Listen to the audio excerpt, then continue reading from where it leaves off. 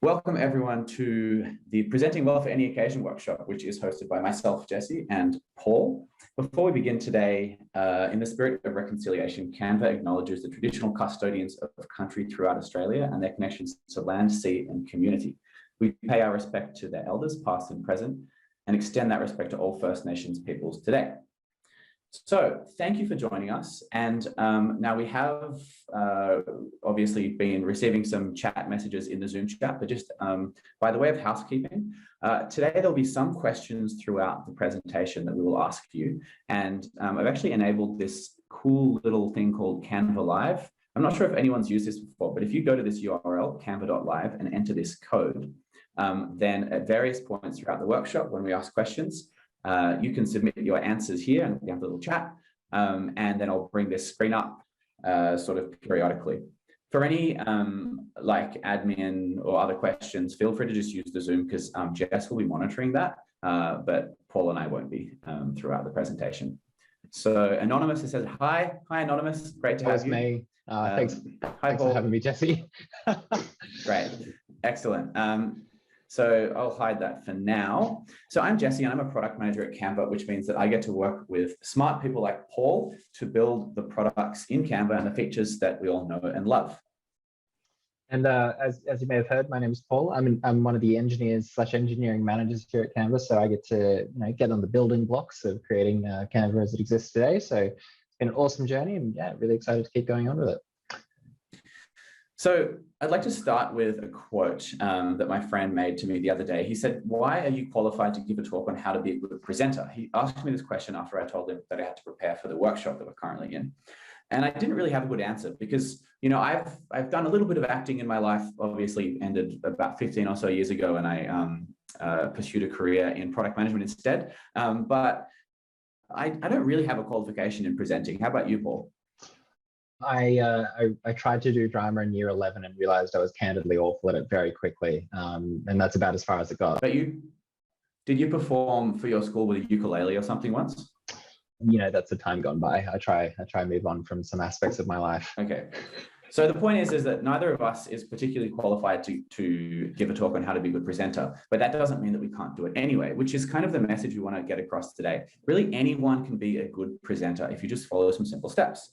But before we get into that, we do want to prove that we actually do present in front of big crowds in real life. So here are some photos of us hosting what we call internally at Canva our season openers, which is a fancy way of saying a quarterly business update. And Paul and I used to host these, but have kind of moved to running these internal workshops to help our colleagues and other people like yourselves to get more comfortable with presenting. So to kick things off, we heard it on Zoom, but let's hear it again and use Canva Live. Who are you? Where are you from? And on a scale of 1 to 5, how would you rate your Canva skills? All right, so we'll leave that. Is that? I need to give the details on how to join it. Oh, it's all up there, Jesse. Don't worry about it. We're there.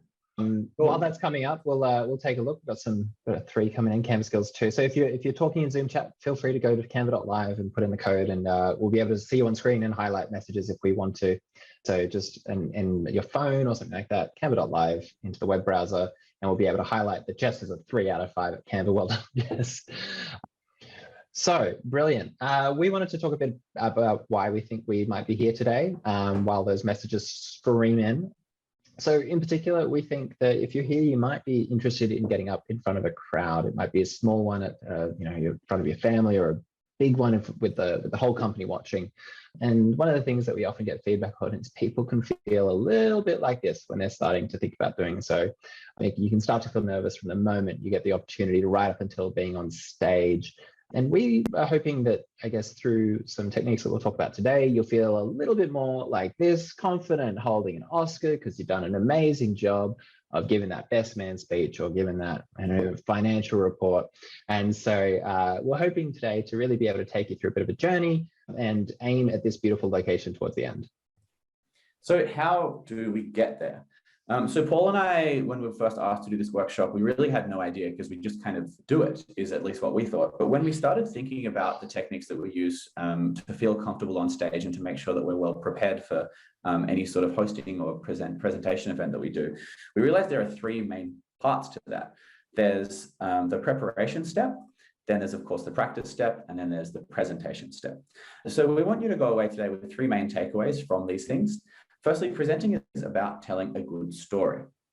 With enough preparation and practice, anyone can be a natural. And of course, even the most experienced presenters get nervous. So Paul, maybe you could tell us, what are some examples of presenting? Yeah, I think it'd be great as well. Anytime you see the speech bubble down the top left, we'd love to hear your answers to these questions. Top left, sorry. We'd love to hear your answers to questions as well, and we'll highlight them too. So, what are some examples of presenting? First of all, people often think about it as like the really formal ones, the ones where you get asked to do it. But we actually like to think about presenting as something that you might be doing all the time, even accidentally. It might be as simple as giving a quick speech at a fundraiser. You might be doing something just with colleagues where you're presenting a plan that you've come up with and you want to make sure they really are all on board and understand it. It could be a fun thing like emceeing trivia, an important thing, pitching fundraising, and it might be things for yourself that aren't work related, like a poem at open mic, or something like this that we're doing now, which is delivering a training session. Let's see, we've got someone in Zoom chat says professional development is one of the things that they present on. And I think that, yeah, if you have some more ideas, put them in Zoom. But overall, there's tons of opportunities to do so, and you'll find them. Yeah, speaking to a Rotary Club, it's a great example of ones that you might do socially that have, I guess, different opportunities there. So, yeah, keep them coming in. It'd be great to see different opportunities that people find. But yeah, overall, presenting there's a ton of different opportunities out there, and it'd be great to, I guess, see those opportunities as chances to get a bit better at them too.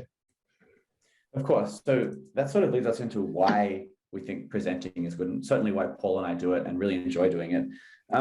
When we started presenting at work, we realized that it felt really good to step outside our comfort zones. It feels pretty good to like do something every day that just scares you a bit. And presenting, as we all know, it can be quite a scary thing. But this helps you build that kind of comfort when you get into that situation.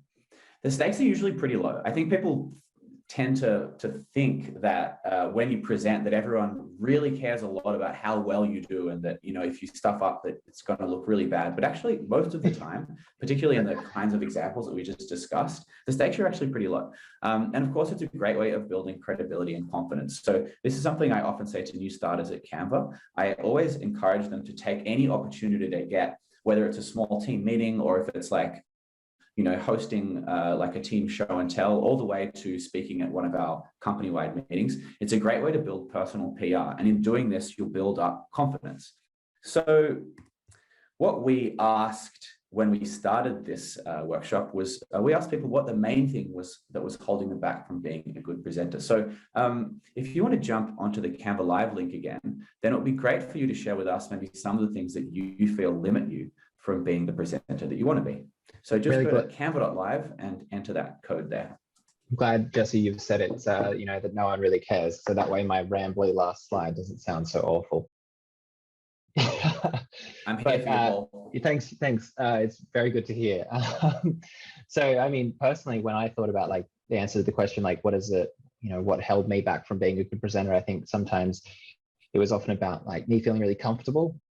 But we actually put a survey out. So while you're thinking, while you're putting some answers in Canva Live, we'll go through what internally we got at Canva. So a bunch of people said that they were really scared of being in front of a crowd, didn't know how to deliver their content, like maybe how to put it on paper or how to put it across. Some didn't actually know what they should say at all and lacked confidence of doing so. There were some less common ones as well. Some people said they didn't have an opportunity, which is a really good time to highlight all the different places you might have them. 14% came along to a workshop, didn't want to present at all. And certain other percentages were just feeling fine already and maybe hoping for a little bit of insight. So let's have a look at, I guess, what some of our Canva Live answers. We've got overthinking. It's a great example. You may have seen me do it a few slides ago. And it's something that definitely gets us all. What else? We've got involuntary nervousness. That's a great one. It'd be great to think about, like, what does that feel like to you? Like when you're nervous, how does that come across? Yeah, so we'll be talking a bit about that today, about ways that we can overcome nervousness. And yeah, of course, being in front of a big crowd can make you overthink. And we'll talk a little bit about that later on as well. Thanks a lot for sharing your answers there. So the first part of our sort of 3-step approach to feeling better about presenting is preparing. So preparation is really important when thinking about presenting. I think we sort of have this illusion that, like, when there's this really magical moment in a presentation, or when someone gets up and they speak really beautifully and eloquently and like they have never been scared in their life, that it comes to them naturally, and that those moments are spontaneous. Like, for example, Obama's mic drop moment. But I think we can all probably admit to ourselves that this was heavily rehearsed, and that Obama just executed it beautifully through a lot of practice. So it's just really important to remember that things are never really as spontaneous as they seem. So what this means is that you can't just go into a presentation hoping that everything is going to go right. You do need to put in some preparation. So to start with, let's talk a bit about how much preparation you should do before we talk about what preparation actually looks like.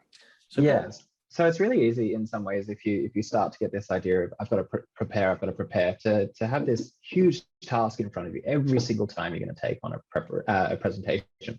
And so we like to kind of think about 2 aspects that we're dealing with whenever we're presenting. So first of all is the audience size. How many people are we talking to? And second of all, what's the impact we're trying to have on those people? And so you can see a couple of examples of this. We've put it in a little nice 2x2 to make it all scientific. You can see you might have events that are a bit more low stakes and require a little less prep. If you're doing something like just making a toast at a dinner party with friends. Meanwhile, you can imagine the preparation should really be perfect and precise and well done when you're emceeing a large public event, or doing something like this and delivering a webinar to a larger audience. There's a few that are different depending on what you're trying to, like a trivia night might be very different to pitching fundraising. And so that kind of should align a little bit about how much effort you should be putting in ahead of your presentation date. And one thing that I just wanted to highlight here is that things that fall into that sort of bottom left quadrant, they're the kinds of opportunities that we think it's great to take really frequently to present, because they're the ones that have low impact. There's a small audience, which really means the stakes are just incredibly low. And then by doing those things, you can build up that confidence further and further, so you can get into that top right quadrant more quickly. In terms of when to do your preparation, I always find that despite my wishes, it is best to get started early. So really, like for something like what we're doing today, we had to get started a number of months ago, at least in creating that first kind of like kernel of an idea. You actually find that if you work really hard on something early on, and this goes beyond just presentations, that your subconscious does a lot of the work in the background. And so then when you come back to it, hopefully a few more weeks before the event actually is held, you've actually got a lot of that problem solving done. So what do we actually mean by preparation? We've talked a bit about it, but what does it mean in concrete terms? So we sort of split it into these 4 different parts: identifying your audience and the purpose of your presentation, defining a key message, writing a really solid outline for your presentation, and then in some cases, not in all cases, but in some cases, it also means creating a presentation deck or creating your slides. So we're going to start with an example of something that's very close to Paul's heart, which is Frisbee. Absolutely. I had to get changed my Canva shirt. Unfortunately, I didn't get to wear my Power Dragons Ultimate Frisbee shirt that I do wear. But let's imagine for a moment that I'm trying to give a presentation on a new Frisbee organization that is needing some local sponsorship, and it needs this to be able to hire fields and get people active and get people part of my sporting community. And without any help, it's just not going to happen. And my Frisbee dreams will never take off. And so it's really important to me. So let's have a look first into the things we talked about, the purpose and impact and the audience that I'm going to. So our purpose, of course, is helping to establish like the information that I'm trying to put across to my audience. So what impact am I trying to have on my audience? And so the audience is going to help us by making us really sure about how we should be approaching our presentation. So let's have a look at this example specifically. I've got a purpose that I want to be sponsored for my Ultimate Frisbee tournament. And maybe I think that the most appropriate way to do this is go to reach out to some local businesses. Now, knowing that, let's have a look at how that's going to impact my message that I'm going to put across. Well, first of all, I'm going to need to be really specific about my message, which is about sponsorship, sponsorship, sponsorship. That's the thing that I want them to take away. I don't want them to come and join my sport necessarily. That'd be great. but I want to make sure my core message is about that I need their help. But to help do that, I'm going to need to be really specific because these are local businesses and I need to make sure that I can show them that their money is going to be used responsibly, how it'll be used, and the impact that this is going to have on their community, as well as showing understanding of how much can they afford and how I can be really efficient with the money that I do use. And so taking in the audience as well as my impact is going to really lead me into creating the key message that I'm trying to get out of it. So Paul, for example, in that particular example, what would you say a key message might be? Yeah, so I need your money for my ultimate Frisbee tournament, or it's just not going to be able to go ahead. Okay, so this is maybe where you might start with a key message. But then we obviously need to improve on something like this because we actually want sponsorship for our Frisbee tournament. So let's talk a bit about how we go about finding the key message. So we usually start with just an idea. It's usually just something pretty kind of nebulous, pretty vague, but we're like, this seems like it could be good. And then we previously had the word interrogate in this particular slide, but it just came across a bit strong. So we changed it to investigate. And the reason that we use the word interrogate is because it really is necessary to kind of take this idea and drill down into it and find, like, get more and more information out of it. Because the more you do that, the more you have to work with for your key message. And then, of course, you iterate on that. So you don't settle for the first thing you come across, which is what we would have done if we had used this one. Instead, you sort of take that and go further and further and find something that's really effective. So using Paul's example, if we take the idea that like Ultimate Frisbee is an accessible all ages sport, let's drill down a bit. So you know that sport gives kids and adults a fun way to stay healthy. And of course, a healthy community is a happy community. We want to link this to our audience, which in this case is the local businesses that we want sponsorship from. And a happy community is good for business. Let's take another idea and interrogate that a bit. Well, Ultimate Frisbee is a fun new sport, and sport creates a sense of community. And by contributing to sport, local businesses help create a sense of community. And of course, members of the community favor businesses that give back. So Paul, if we sort of rework that initial key message that you came up with earlier, we might come up with something like this. Yeah, I want to promote a fun and accessible way for members of our community to stay healthy. I'd love your help in doing that. In doing this, you'll be giving back to the community, and that's going to be great for business. And so once we've got this key message, we really need to now try plan around that. So we always start off with writing an outline. And so instead of like jumping into slides or trying to start some palm cards or something like that, usually Jesse and I will pop open a Google Doc and we'll start tapping away at what we're thinking. So, what are we talking about with an outline? Effectively, it's a map to take you to your core message. So you've got to get from the start where your audience has no idea what you want to talk about all the way to your core message over time, and to do so in somewhat of a coherent way. And originally, it is a really, really far out map. It's not very detailed. And in fact, we start usually just by dumping ideas out from our brain. It's often really effective if you can find someone maybe to bounce those ideas off and get really creative with them. Often it'll be really good to find out quickly if your idea does work or doesn't, if someone can really quickly give you feedback. From there, it's great to come up with that coherent story with a start, middle, and an end.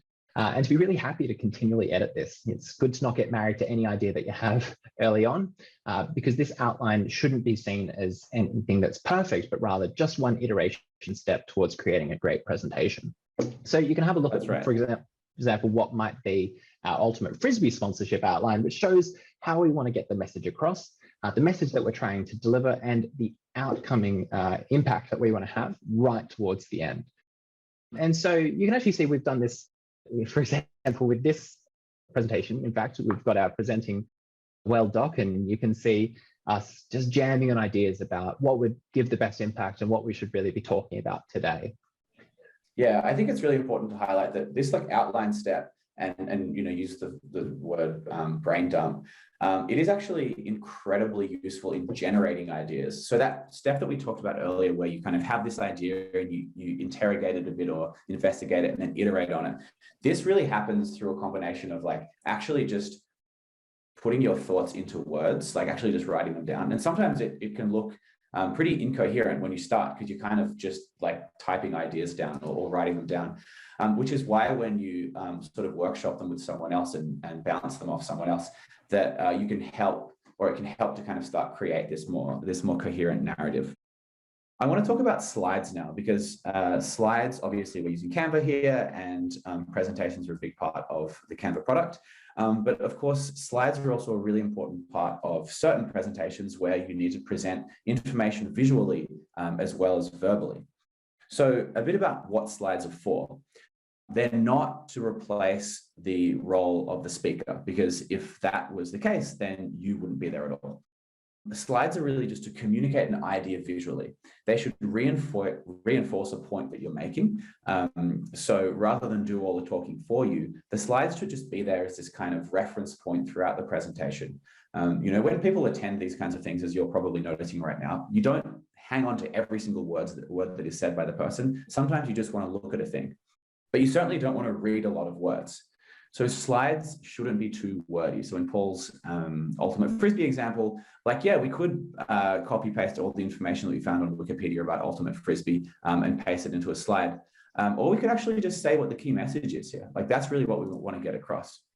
A couple of other tips that one of our colleagues sent through to us in the presentations workshop that he runs. It's better to show rather than tell. So if you're talking about the health benefits of watermelon, right? You don't just want to write a whole paragraph of text about that. Try to communicate things visually and just reinforce with a couple of words that really hit home. And it's important to make sure that the most important information in your slides is conveyed visually as well. So in this case, obviously the 98% is the most important thing. People don't need to see that subtext, so focus on the most important stuff. And this is something that I think a lot of people are probably guilty of, mostly because we are first introduced to Microsoft PowerPoint when we're in primary school, and we don't have these kinds of ideas of what constitutes a good presentation. And so we carry them through to our adult lives, unfortunately. But it's good to question that. Don't overlay lots of text over images, because it's, again, really hard to read. People don't tend to read slides during presentations. And it should just be used as a launch pad for what you're saying.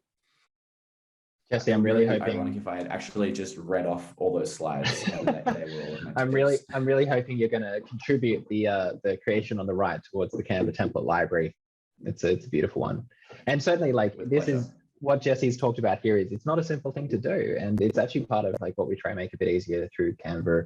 Is throughout our templates is they all conform to these kind of style guidelines, and it's in particular because it's a really hard thing to do. It's not simple to to make the 98% look bigger. I'm an engineer, but my brain literally doesn't know how to do that kind of stuff. So, it's certainly useful to be able to, dig through. We've got thousands of presentation templates, so you can probably find something that's attempting to discern the same kind of information you are. But let's move on to once you've created your slide, once you've got your outline, we want to really dive into practice.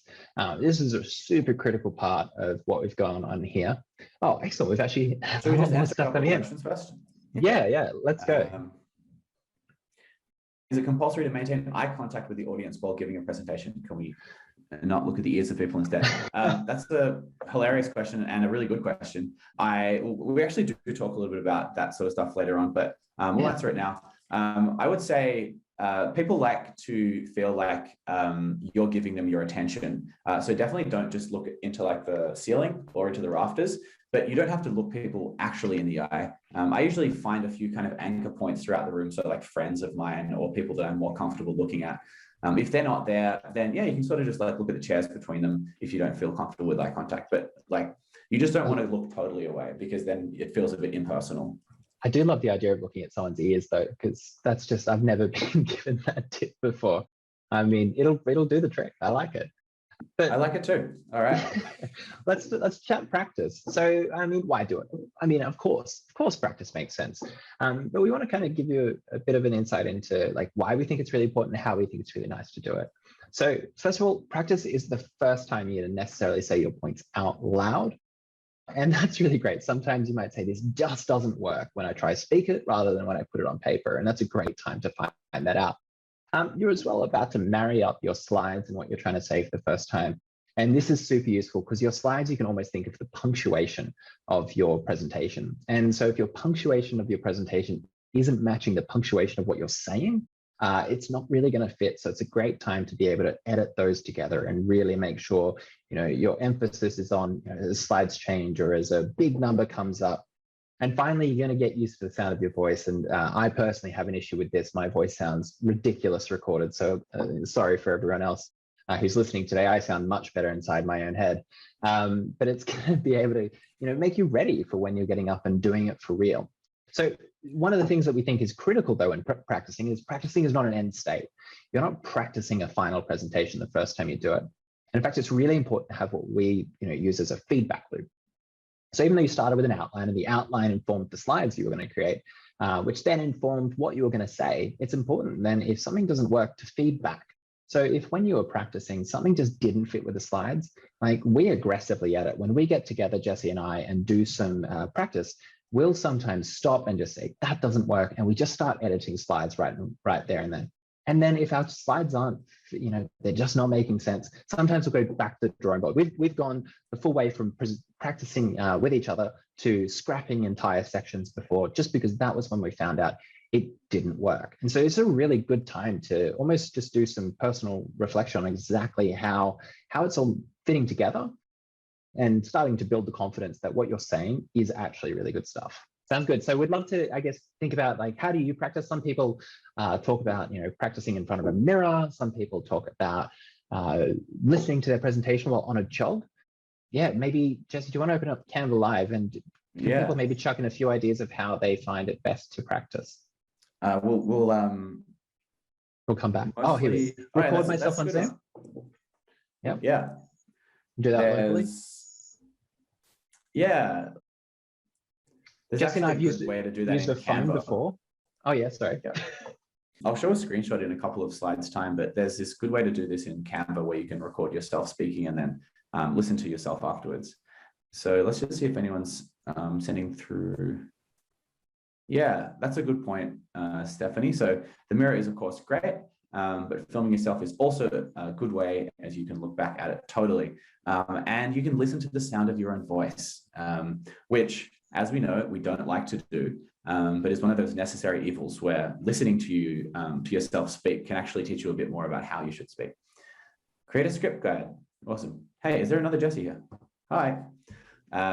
Yeah, preparing a script and familiarizing yourself with the objectives. I think that's a really great idea too. So yeah, these are some of the ways you can do it, like in front of your computer. We've heard people say that if they have a pet, that they'll often like speak to their pet to practice their presentation. Often what I do, because I live about a 25-minute walk from the office, is on my way to and from work. If I have to practice a presentation, I will just talk out loud to myself while I'm walking, which can be a bit unsettling for the other pedestrians if I'm a bit too close to them. But it actually is a really good way for me to just kind of say my points out loud and become familiar with what I have to say. And yes, you should always practice at least once, because much like at the theater, you should always do at least one dress rehearsal before an important performance, and a presentation is a performance. A little tip, so I mentioned earlier, on Canva, if you go to the publish menu and go to the present and record option, then you can actually present your presentation and it will record you in like your FaceTime camera or whatever. And it will also record the audio, and then you can play it back with a link or you can download it. I'm not sure if people are familiar with this feature, but I've certainly used it in the past. And yeah, it's actually just a really good way to to practice and then to hear yourself say your points out loud. The best part of this, I'm just going to say, is if you absolutely nail it, you've just got a link you can send to other people to watch it as well. So that's really useful. If you just had a sweet practice session, it's awesome. You can just share that with the world. Canva will host your video and you'll be able to put that out there for anyone to see. Awesome. Cool. So part 3. Yeah, now you've done a lot of preparation. You've got nice slides. You've practiced putting it all together. You've got yourself something that feels really good. And this is often when people start feeling on the nerves though, like it's time to present. And we can see this in our survey results. And we kind of saw it with some of the things that people put in Canva Live earlier. And that is, people get really unsure when they jump in front of the crowd. And that's totally reasonable. Some of us might feel like just backing away into like a bush out of nowhere. I think we've got a beautiful GIF to demonstrate that. But one of the things that we wanted to kind of get across in this section is just a little bit about acknowledging what's going on and maybe some techniques to help deal with it. So, I mean, why do we get nervous? I mean, we're all humans at the end of the day, and as humans, we kind of scared of things going wrong. I mean, that makes sense. We're scared of people thinking that we look silly. We've got fear of clowns. Did you put that in there? The fear of clowns thing? Fear of clowns, no. Is that fear of being a clown? Oh yeah, I think that's actually what I was supposed to say. We might need to edit that for the next one of this. But actually fear of clowns works as well, because I can imagine if you were to present on stage, you would feel really nervous if you had a fear of clowns and you were presenting to an audience of clowns. Yeah, it's like a reverse circus. That'd be terrifying.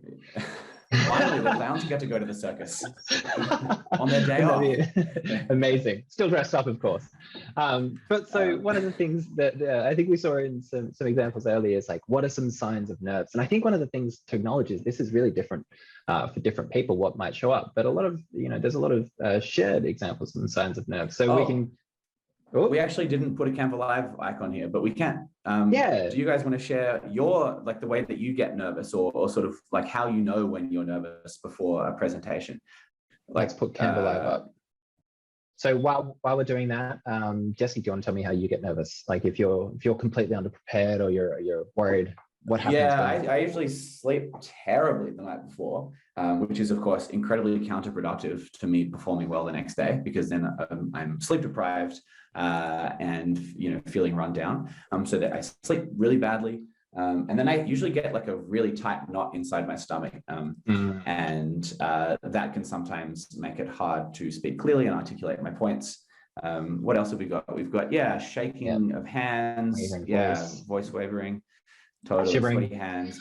Actually, shivering is really interesting. I get cold if I'm nervous or something. Like I'll literally have to put on a jumper because I'll get cold. And the other thing I'll do is I'll ramble. Like I'll start like a point that should be tight becomes like 30 seconds. So if you see me in a jumper just continuously talking, you know that I'm particularly nervous. This one's obviously worth mentioning. It is that's I mean, I haven't personally had that fear before, but I can imagine that it would be terrifying, the prospect of your best friend recording a performance and putting it on Instagram. I guess the small piece of consolation you could take from that is that then you would be internet famous, which would be pretty cool. Maybe we should strive for that. I like anxiety hits the gut. The breathing exercises to help as we clench the diaphragm. It's a really good thing because you'll actually, like, so many of these things are really physical. Like you'll feel them. It's not just like, oh, brain, calm down. It's like you're feeling something. It might be like literally muscle tightness. It might be that your chest actually hurts. Like these are all completely real physical things that we get. And it's what makes people so often, like, they're not so nervous about the preparing. They're not so nervous about practicing in front of a mirror. It's that they're really nervous that they're going to get up there, shake like crazy and not be able to say a single word. Exactly. And I mean, that's a really good tip, Stephanie. Things like breathing exercises. I've recently stopped drinking coffee before presentations because, well, it's true. Like when you drink coffee, like it increases your heart rate. You start to feel much more tense, and then it dehydrates you. So when you're speaking, you can get a dry mouth, and there are little things like that you can do. So these are the ones we came up with. I think we kind of got a lot of them actually. So that's good, and it just kind of shows that, like, a lot of this, there are, I think, a really strong mixture here. If you'll get some which are just maybe brain racing, like feeling really nervous, and there's going to be some that are really physical as well. And it's kind of useful to have a bit of a think about like what ones you get, because it helps you know a little bit about like recognizing when you're nervous. Like it's really useful to be able to go, oh, that's nervous. And I know what nervous looks like to me, because like everyone gets nervous. The best kind of presenters, of course, they're going to get nervous at some point. And it's really useful to be able to go, oh, this is just me getting nervous. I'm not having a heart attack. I'm not unable to breathe. I'm just nervous. And that might sound just nervous, like it's not going to work, but it is useful to make sure you understand what that looks like, it feels like, and it sounds like for you. Yeah, I totally agree. Like certainly in recognizing my own signs of nervousness, I've been able to kind of cut down on that like surprise or shock element of feeling nervous before I present. So you know, if I were to present for the first time and have a really tight stomach and not understand that that was why I had that feeling in my stomach, then yeah, it'd be a huge surprise. But after 5 or 6 times, I go, oh, this old chestnut. You know, and I start to feel a little more comfortable with that. And over time, by presenting more and practicing more, I can actually start to feel a little bit more comfortable with that sign of nervousness and not let it kind of rattle me so much. So let's talk a bit more about some signs of confidence. So when we see a really good presenter, often they exhibit signs of confidence by way of, say, having a calm and clear voice, or very deliberate movements, a good stage presence, and looking at the audience. So I'm not sure if anyone's ever seen a presentation by our founder, Melanie Perkins, but one thing that I noticed the first time I saw her present, when she was presenting this sort of slide about the whole process of publishing and why she created Canva in the first place, is she sort of walked us through this timeline. I don't have a video here of this, by the way, I'm just telling you. She walked us through this timeline, and sort of for each dot along the timeline, she'd walk to a new part of the stage, which really, you know, as well as actually iterating the point very visually, it certainly made me feel like she was really confident, because that looked very deliberate, and it contributed to her good stage presence. And yeah, someone said earlier about looking at the audience, looking in the eyes, and I mentioned that I thought this was important. And it is important because people feel much safer when they feel like the person they're talking to has a humanity to them, and looking at the audience certainly can help create that. Now, confidence is really, as I've noticed, it's a function of preparation and comfort. So how well prepared you are versus how comfortable you just feel in front of crowds. Now, I really strongly believe that the preparation step, if done well enough, can help really boost your confidence. And we've talked a lot about that. So let's talk a bit more about comfort now. So Stephanie, you mentioned earlier that, for example, breathing exercises can help, say, ease a feeling of anxiety in your stomach. But I'd love for other people to share any other techniques that they have that help them feel comfortable while presenting, whether that's a technique that they employ before they present, or maybe while they're actually presenting on stage. I was going to say, Jesse, while we're waiting for some answers in Canva Live, did you want to run us through how I guess you start to feel comfortable when you're presenting? Yeah, totally. So when I'm presenting, I really like to sort of go off script. I think the most nervous I've ever felt when presenting was when we launched Canva for Enterprise in New York, and I had to present a section about my part of the product. And I mean, obviously the stakes were high because it was like a big product launch, but it was also one of the first times that I basically had to use a script to present, because for various reasons, it's just we needed it to fit in a certain time limit. And I felt nervous until the moment where I went off script and just kind of made a joke about, like, I don't know, maybe the jacket I was wearing or something like that. And the whole audience laughed. And it was the first time that I felt like I really connected with them. And so by going off script, I sort of made myself feel much more comfortable, because I felt like the people in the room, you know, they were like, oh, cool, he's just a natural dude. No worries. But of course, it might be the opposite. Maybe like having a script is what makes you feel comfortable, because your fear is forgetting what you're going to say. And in that case, and that's actually, you know, a really important thing to do. How about you, Paul? Yeah, I mean, I like to think about like what makes me feel comfortable when I'm around a group of people, just in general. And for me, that's just kind of interacting with them, maybe having a bit of joke, or just even talking to them. So one of the things that I often try to do is, I know that I feel comfortable when I feel like the audience and I are kind of on, you know, we're just there together. There's not some weird distinction of stage and like who has the microphone. And so one of the things that I often really like to do when I'm up in front of a lot of people is, in the first couple of minutes, if not straight away, I try get some engagement. There was a time that I was, you know, hosting the Canva season opener by myself, and I remember the way that I grounded myself as I started. I was really nervous. I was feeling it, and I got out there, and I just did a fun game of like heads or tails and made jokes. And as soon as that was done, I just felt great, because suddenly it was just we were playing off each other then. You know, I got to see the audience having some fun with me, and I actually got a lot out of that, and I felt a lot better just to get to interact, because suddenly they weren't this, you know, these stoic, non-moving people who are judging me, but they were the people who had some fun with me just before. Totally. And we've got some good tips coming through. So we've got Deep breathing, of course, we've talked about that. And yeah, that is a really good technique to help kind of curb the anxiety that you might feel in your stomach. Of course, practicing good preparation does make you feel comfortable. Totally agree there.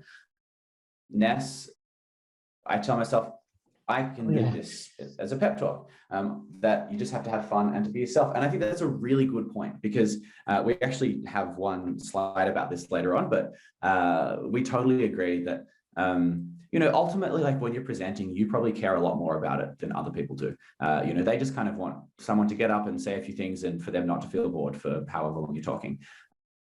And all those other little bits and pieces, like feeling nervous, ultimately, they're just a sign of your humanity, and people aren't going to hold that against you. So yeah, just have fun, be yourself. So yeah, I guess we've talked about some of these things, like maybe making jokes, using notes or palm cards, ad-libbing, so going off script if that is how you feel comfortable. But ultimately what we're saying is, like, if you identify ways to ease the tension while you're presenting, then you will feel much more comfortable on stage. Yeah, and one of the things, just as we go to the next slide, like it's the on-stage techniques are often what's really important to counter the signs of nervousness. You can do something ahead of time, but it's really great to, once you're on stage, be ready to ground yourself. And so that's why it's kind of really great to figure out what works for you, because it might be really different to the next one. It might be very different from me. And so, like, there's some basic stuff, like know your stuff, be prepared to get up there and be confident in your material. Like, as Jesse pointed out, use deliberate movements, not just random movements of like doing the YMCA just to show that you have arms and legs. But it might be something that demonstrates like, yes, I'm here. I'm going to, as I emphasize this point, walk to the other side of the stage. And these deliberate, successful movements will kind of show you that you're succeeding in what you attempted to do. And your brain's going to get this feedback loop of like, I'm doing it. I'm doing what I planned to set out. And so for me, the way that I ground myself is I interact with that audience. And there's other examples in the next slide, such as making sure that you're speaking loudly and clearly. A classic thing of being up in front of a lot of people is time goes 10 times slower for you. So if you take some time to maybe clear your throat or feel really comfortable in the next sentence you're going to say, it might feel like it's been 10, 20 seconds, but in actual fact, it's probably been 1 or 2. And so if you get up there and you're finding, I'm really not managing to do this, like taking that beat and then feeling really good about your next sentence can be a really good way to just reset and make sure that you're getting the right words out. And often you'll feel a lot more confident when you're physically confident and you're not just reading off your slides, because then you feel like you're really giving the audience something else. And so these are some examples, but this is going to be specific to you. And it's really good to go, that presentation felt really good. Did I do something in that? Did I do something when I was on stage that made me feel better? And like maybe write that down and take that as part of what you're going to do next time. Or try something new every time until you find that thing that you go, wow, that made me feel awesome when I was up there. I felt really confident. And I'm going to do that from now on. Yeah, and just one thing I want to really reiterate about like a couple of these things here. So not reading off your slides, using posture to your advantage, and deliberate movements. I think one thing we tend to do when we go on stage is we're so overcome by the nerves and the kind of fear of failure and wanting to perform well that we can forget really basic things. Like when you get on the stage, don't stand all the way to the side and kind of at an angle looking at the screen. Like that is not a welcoming kind of like position to be in for you in terms of the audience. It's better to be, say, like in the center of the stage, if that's what the stage allows for, maybe on the side with like a lectern, and you kind of just gesture towards your slides every now and then. But certainly using that sort of body language, and just before you get up there, sort of observe the stage or wherever it is you're talking and say, how should I stand that would immediately feel like a natural position if I was sitting in the audience, and make a note of that, because then you'll get on the stage and you'll be able to focus on the other things and the audience will feel more comfortable too. Paul, so we had a couple of tips about Zoom, right? Yeah, totally. Because one of the things is like, as we've shown off earlier, like the way that I personally find myself a little less nervous, it involves something that is much harder to do over Zoom. But it's still doable, and you've actually noticed Jesse and I do it throughout, like continuing to work with our audience. So there's different ways that you can often, help feel confident over Zoom. We've got a few examples, such as if using a script, it's never been easier than ever before to have your screen filled up with a script and just read off it. And it's a really great exercise to still not do that. It's going to make you sound less robotic. It's going to make you sound more human and be more engaging. Of course, muting every notification you can possibly do. Your colleagues can wait. you'll be back soon and you can chat to them then. Clearing up those tabs and desktop if you're screen sharing, nothing's going to be worse than accidentally sharing confidential information here. And the final tip that's really useful, that's really great for me, is check that your camera's working and then completely hide it from view. It's an option you do have in Zoom, and it stops you from focusing in and checking how you look in Zoom. I'm over to the right here, and people can tell that you're doing that. And so it'll make sure that you're engaging with your people. You're not like looking at your notes over here, but you're having this conversation as best you can have while remote. Yeah. A couple of things I wanted to add here. So I guess like on the script thing, I actually have found that in presenting, say, at company events on Zoom, I tend to use a script more, and it's because I'm just much more comfortable presenting in person than I am presenting via Zoom. We don't have a script today. This is all just kind of based on our slides and our prior preparation to this. But using a script is totally fine, even if you're on Zoom. I think the point that we want to get across is that if you're doing so, make sure that you don't sound like a robot, because when you're reading like from the screen that's right below your webcam or whatever, it can be so easy to just sound really monotonous and robotic. And of course, people will notice that, and it won't be a big problem, but it won't be a particularly enjoyable presentation. So yeah, I just wanted to get that bit across. And of course, Paul, as you know, practice. Get it done as often as possible. I think that's the thing. When we talk about practice and present, it's like this is a continuous thing. Look for all those opportunities to get it done, and just continually do it in all the opportunities that you might find. Because these nerves, they're things that will get better and stuff over time. Because overall, like it's just like riding a bike. It's just like you'd have to do 120 hours to drive a car. It's totally reasonable that it can take a large amount of time to really get through and make sure that you're feeling really confident before every single time. Paul and I are hosting another trivia night at work in a couple of weeks, not because we want to, because we want to get better at presenting, but also trivia is pretty fun. But that's just like one example of just a kind of casual thing that, we do just to constantly kind of fuel this, this confidence. Now, I do want to talk a bit about what happens when things go wrong, because something always goes wrong. And, it might be like you just get nervous and you forget what you're going to say. Or, of course, it's also really easy to have like AV problems. And I've got a little clip that I want to share with you from the launch that we did of Canva for Enterprise a couple of years ago. And it's got a couple of the speakers there, including myself and a few others. And there are just a few AV troubles. And I just want to show you how, even though there are problems or the presentation had moments where it wasn't perfectly smooth, the speakers just did not let those moments phase them. They just continued on. My name is Guy Kawasaki. Paul, can you hear my sound? Sure can. All right, sweet. Chief evangelist of Canva. I live in Silicon Valley, California. In my prior life, I'll show you what I did. It's a little dim. I was the chief evangelist the presentation of Apple. on the projector was really dim. Long career in Silicon Valley. This is the Macintosh. What is with the dimness here? In my first stint as an evangelist, I was a software evangelist for the Macintosh division. So you'll notice that even though it was actually really disruptive, the screen was really dark, and Guy was showing us these important photos, and he commented on it, and then he just moved on. Like he moved right along, and we kind of forgot about it as quickly as he did, and that just made the presentation go way more smoothly. And back then. And then we started to take increasingly dorky photos. It's going to get worse in a second. Of our team, but our team started to expand. They're buckled into the old way of doing things, and we're going to win and become the dominant online publishing system of the future. And despite the fact that we had built a profitable company and actually demonstrated that we could build a product, here's a note that I wrote to myself at this point in time. I'm actually pretty proud of this note because I realized I believed in myself, even though I felt a little downtrodden at this point. Mel, you're extremely tired. You're in a challenging situation.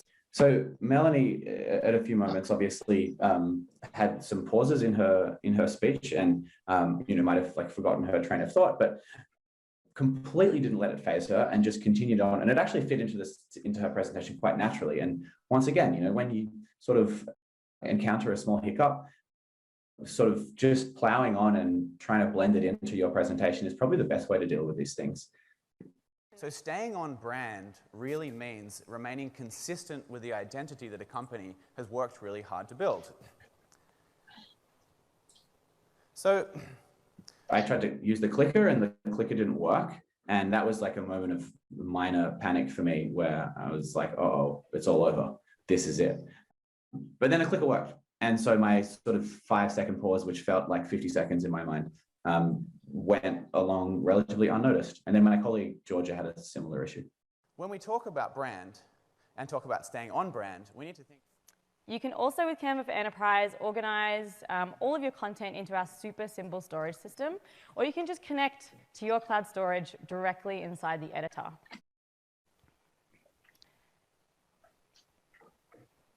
Yep, moving along. You can see there that we've got Dropbox integrated. Right.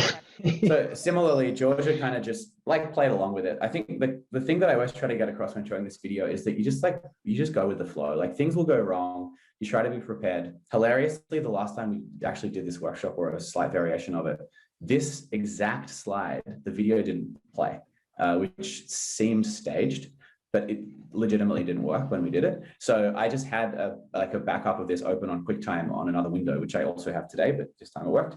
And so I guess like the point that I'm trying to get across all of this is that in terms of like stuff ups on stage or things going wrong or AV problems, it's best to expect to have them. So actually prepare for them, accept them when they happen. Don't freak out and go, oh my gosh, this is the end of my life because I just like paused for 5 seconds. And then just embrace them. Like if you kind of lean into it rather than confront it as this big monster, you're like, oh no, something went wrong and now the whole presentation is completely derailed. There's this book that we got, that I got recently by Brene Brown, and it's called Dare to Lead. And there was this great quote in it that I thought I would share today. She says, at the heart of daring is a deeply human truth that is rarely acknowledged, especially at work. Courage and fear are not mutually exclusive. Most of us feel brave and afraid at the exact same time, which really resonated with me because it actually captures how I feel on stage a lot of the time, where, you know, at the same time as feeling like nervous and worried and having a knot in my stomach, I also feel quite exhilarated and excited and pretty confident, you know, because I, against all odds, am up there giving a presentation that seems to be going relatively well. And so these two things kind of like do this constant dance. And I think acknowledging that is also a nice way just to be a little less phased when things go wrong or when you feel nervous. And then another quote, this was from me in this presentation, is that important moments are usually pretty scary, because if they weren't scary, they probably wouldn't be that important. So don't let the fear and the nerves kind of get to you too much, because like you can learn to recognize and master your nerves by being well prepared, practicing your presentation, and getting as much experience as possible, which is really what we wanted to get across to everyone in this workshop today. Yeah, and I think a really great takeaway is that really no one cares as much about you and how you did as you do. And so you'll always remember exactly the things that could have gone better. And it's important to be able to embrace that. I got very rambly at the start of this, and being able to embrace that and make a joke with Jesse instantly makes me feel better, and make sure that I know that, you know, I don't have to freak out for the rest of the time, because, you know, that stuff happens. But at the end of the day, I probably cared about it more than anyone else here. And the same goes for the big stuff ups that I've made in presentations. I once famously stuffed up, or famous to Jesse and I actually, the final line of big presentation that we put in front of the whole company. And I talked to people who were there, and the only people who know that happened are Jesse and me. All the people who were there talk about is the great stuff we did and the great fun that they had. They never ever tell me, hey, did you stuff up the final line? And that's really great, because it means that failure is freeing. Accepting it is fine, because no one cares as much about you as you. And so I'd love to kind of center everyone on that as you do it, to really celebrate your wins, because that's what people remember.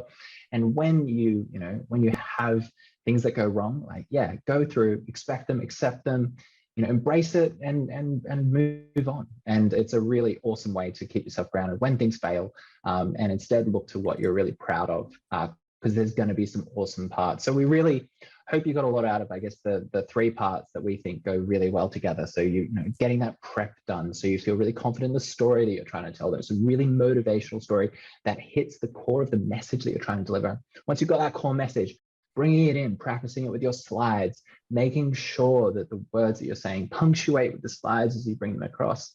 And finally, like, as you present, being able to acknowledge when you're nervous, being able to work out what works for you, what techniques that make sure that you feel grounded when you get up on stage. And hopefully with all those things together, you'll be a bit more confident the next time that you go to present, and from, you know, then onwards. So yeah, I hope that there were some things that you were able to take out of each of those sections today. And yeah, Jesse, you've got a few more links for us today. Yeah, so before we jump back into the Q&A and answer probably a couple more questions that you might have, Jess, did you just want to do a bit of a plug for the Canva space and the other things that you've got going on?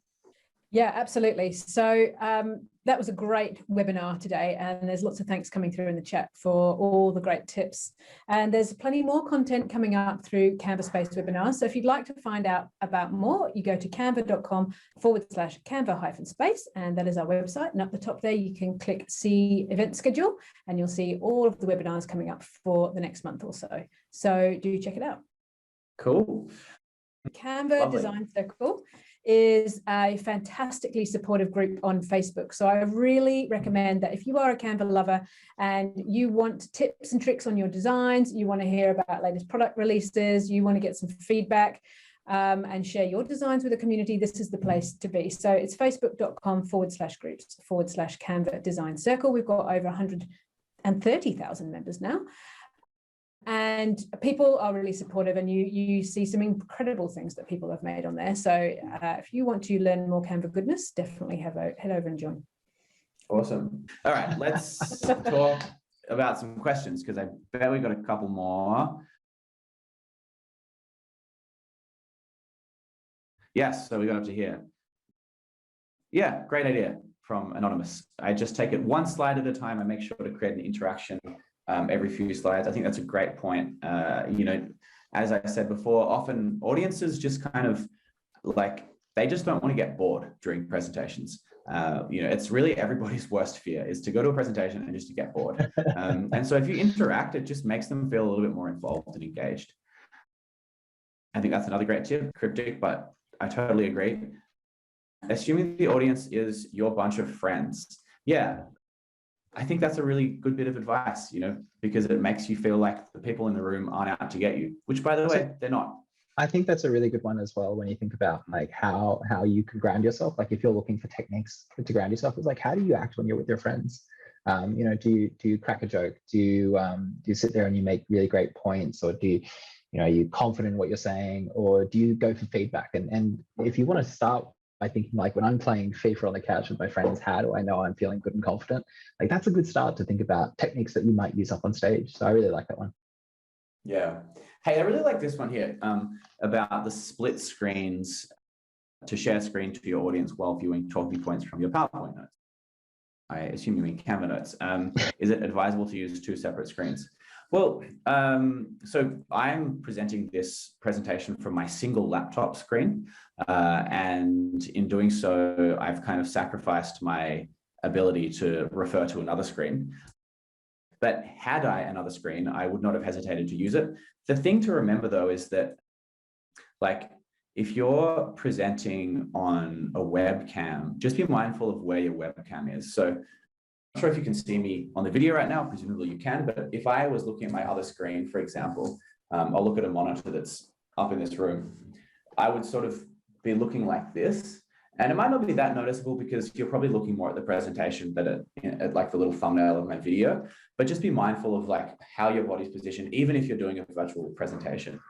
And another thing is, just make sure that it doesn't distract you too much, like flitting between two different screens to kind of look at a bullet point here and then look back at your screen. I've seen some really hilarious ways to remind yourself to do that, by the way. I've seen people put googly eyes next to their webcam just to remind them that that's the eyes that are looking at you. So if you're ever thinking like, would you talk to your friend? I just have being like a Totally. That's a really good point. I was going to say, like, for today, I just had like a printout of our slides. I don't know if you can see that. You disappeared. Yeah. Okay. Yeah. Anyway, I just had a printout of my slides so that I could see the order.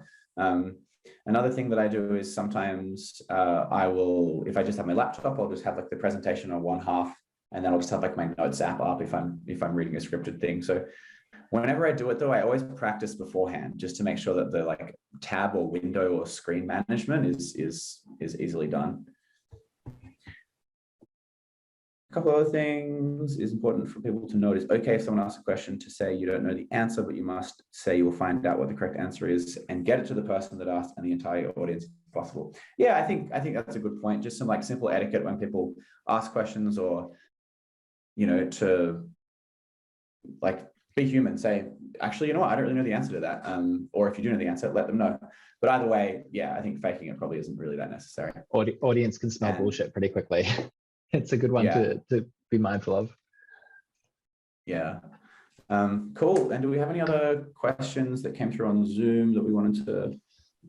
I think that's everything. I think there's some people excited for some upcoming webinars, but overall, yeah, I think that's great. I hope everyone's really enjoyed today. We've had a lovely time delivering it to you, and I believe there'll be links if you want to rewatch a segment of you know, Jesse's flubbing lines in the enterprise launch, and to see how well he got through it, or share with a friend.